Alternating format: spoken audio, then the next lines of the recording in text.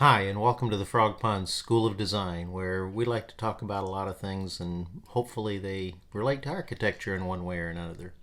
Today, I want to talk about Michelangelo's David. Michelangelo in general, but specifically the David statue. Now, Michelangelo was known as a sculptor. He wanted to be known as a sculptor. Obviously, with the Sistine Chapel ceiling and other things, he did a lot of work at painting, but that wasn't his identity in his mind. He was a sculptor.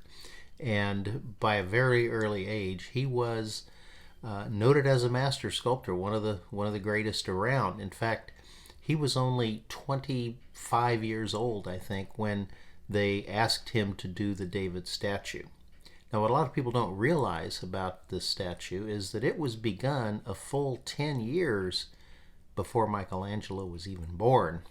It was started by a noted sculptor named Agostino di Duccio, and he got started on it and then had some concerns with the stone itself and bailed from the project, and it sat around for several years until they brought in Antonio Rucellino. And he worked on it a little bit and said, the stuff that Deduccio did has wrecked the stone and you can't get a good sculpture out of it. So it sat around for quite a few more years.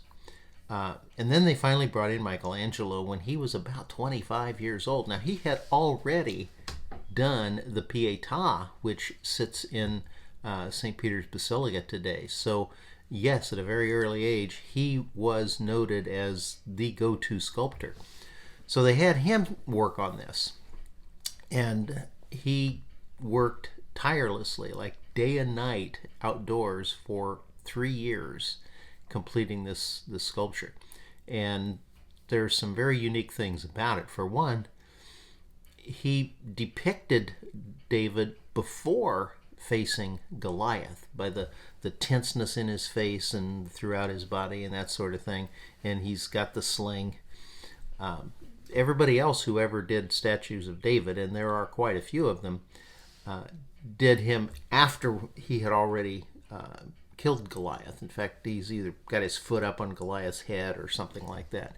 Michelangelo took a different approach, and he did the scene right before David faced Goliath. So that was one rather unique aspect of it.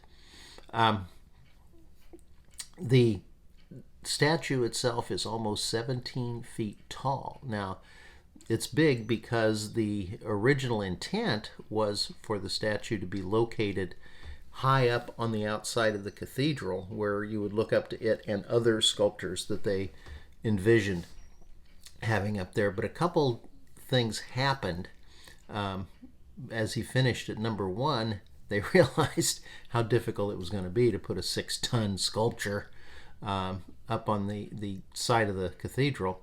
And number two, it just impressed everybody. They realized how good it really was, the detail. It would be a shame to put it that far away from where people could see it. So they located it in the Piazza Signoria, in the outdoors for everybody to see, and it sat there for like 300 or 400 years before they finally decided, maybe we want to move it inside to protect it from the weather.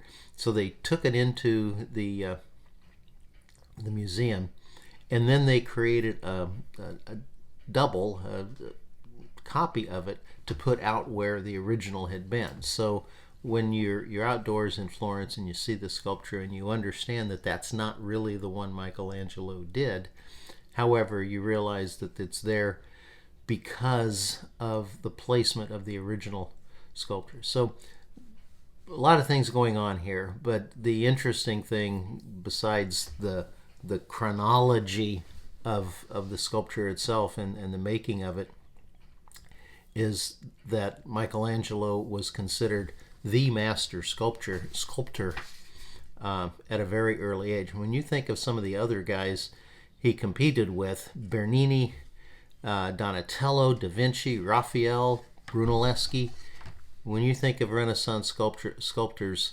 Michelangelo is the one that stands out above them all. And to the extent that they think of him as a painter too, so he probably stands out among all of these guys, even as an artist in general. But the David still remains his most popular and famous sculptor. I mean, again, I mentioned the Pietà, Moses. His work is all over the place, but people still come back to the David. It's just such a unique and lifelike sculpture. The only thing you might criticize about it is that with the proportions, the head and the right hand appear to be just a little bit on the large side, but that's because of where it was intended to be located. He wanted to emphasize those aspects of it. So you bring it down to earth and you think, but it's pretty subtle. So it's a neat thing. It's a great sculpture, and the story behind it is pretty interesting too. Thanks for joining us today on the Frog Pond School of Design. I look forward to seeing you hanging around the pond again real soon.